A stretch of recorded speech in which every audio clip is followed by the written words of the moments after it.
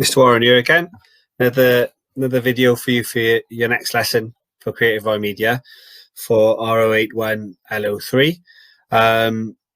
This is lesson 3 of L03, and there's 3 lessons this week, so there'll be this one and another 2 for you to do.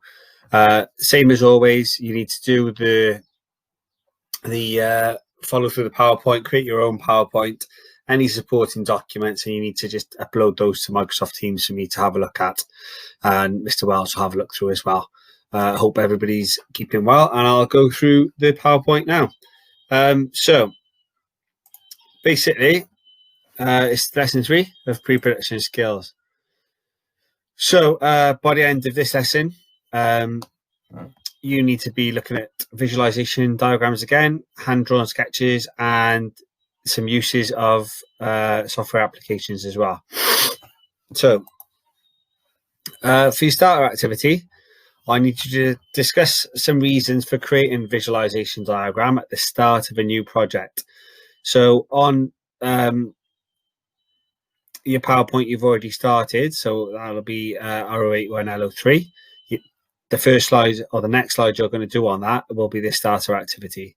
You need to make a list that includes the type of project where a visualization diagram can be used, and why are you creating it? What's the point of using it? And like I said, just add that into your R081 L03 PowerPoint, please. Once you've done that, you need to, on the next slide, discuss the content and the layout of visualization diagrams as a reminder of what can be included. Make sure you consider the overall content and layout of one. Use of annotations to explain ideas. Why do we do that? Why do we annotate things? Why do we put those ideas down on the paper? And who would be using a visualization diagram? Who'd you create them for? Why are they there? Make sure you are clear about what the visualization diagram is actually for. So come up with a project of what you would do one for, and then who would it be for. So again, add that in. So some key points in creating visualization diagrams. For the purpose of this unit, visualization diagrams are for statics for still images or for media products. So such as print adverts, DVD covers, CD covers, posters, and magazine covers. So that's what we've done already. We created a magazine article, and you created a still image for that. So you did the advert for that, and you did a visualization diagram for that advert. The visualization diagram should illustrate what the intended final product should look like. So really, what you put down, it should look or be laid out in that manner. Visualization diagram could be used to show a client or by a graphic designer to create the actual graphic, and so that's who it's for. And then the layout should show where different assets and elements will be positioned, plus colors that you're going to use on your project. So again, that's annotation, so you'd annotate that onto there.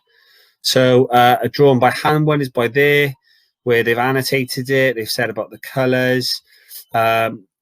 You're never marked on the quality of your drawing. It's not an art course, so quality of drawing is not marked. If this was digital, your digital graphic, that's the quality that would be marked. Okay, if we use it on a software application like Microsoft Word or PowerPoint or Publisher, this is what we come up with. And you've done very similar already, where you talk about different colors, where you're going to put buttons, where you're going to put pictures, where you're going to put text, where you're going to put hyperlinks, where you're going to put videos, etc., etc. So we've done it for the digital graphic unit, and we've done it for, or we should have started to do it for the website as well. Okay, and we would have looked at different pages. No, we wouldn't have done it for a website, but we will do it for a website, sorry. But you should have done it as well, possibly for your game design. So pre-production documents. Next activity. So on the next slide, I need you to research what software can be used to create a digital visualization diagram. on this slide, I want you to discuss different types of software you can use. Make sure you include standard Office applications. I just mentioned them. Word, PowerPoint, Publisher. Talk about them. What's good about them, what's not good about them. And any other image editing software that's out there. What's good about it, what's not good about it. Add that onto that slide. Then I want you to review that list of software options for creating diagrams and summarize some main tools and techniques needed for creating visualization diagrams digitally. What tools and techniques can we use to create the diagrams? And if you created so answer the question, if you created a hand-drawn visualization diagram, how would you digitize that? How would you make it a digital image if you've drawn it? Just explain that. Not a one-word answer, explain it. And then your next slide, it shouldn't say homework activity. I haven't taken that off. But create a hand-drawn visualization diagram on one of the following themes. So pick one of those themes, create the diagram of the visualization, make sure it's annotated, make sure it's talking about colors, take a photo of it, upload it and add it to your PowerPoint, please.